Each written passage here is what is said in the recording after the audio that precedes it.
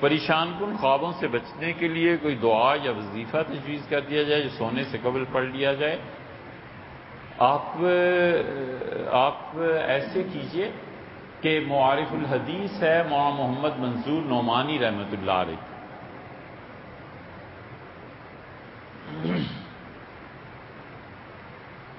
اسے لے لیجیے۔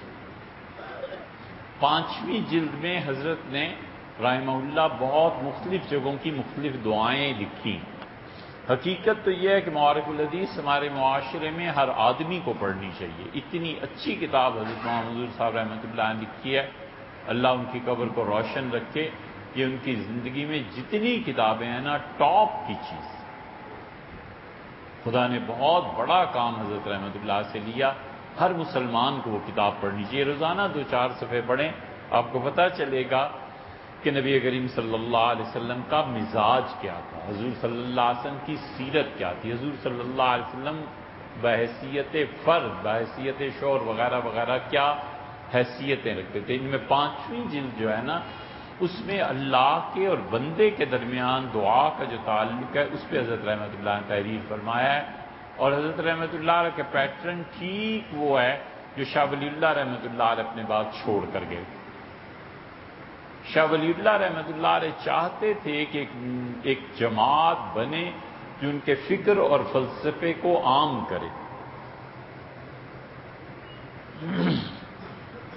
لیکن شاہ صاحب کو معلوم نہیں تھا کہ مردہ قوم میں ایک زندہ فرد پیدا ہو گیا۔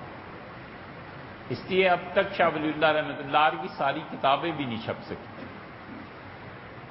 تو شاہ ولی اللہ رحمۃ اللہ علیہ نے جن افراد کی ذہنی تربیت ان کی وجہ سے ہوئی ہے یا ان کے فلسفے اور نظریے کے مطابق، ان میں مولانا منظور نعمانی صاحب رحمۃ اللہ علیہ بھی ہیں، انہوں نے کوشش کی ہے کہ حدیث اور فقہ کو ایک دوسرے کے ساتھ ملا دیں۔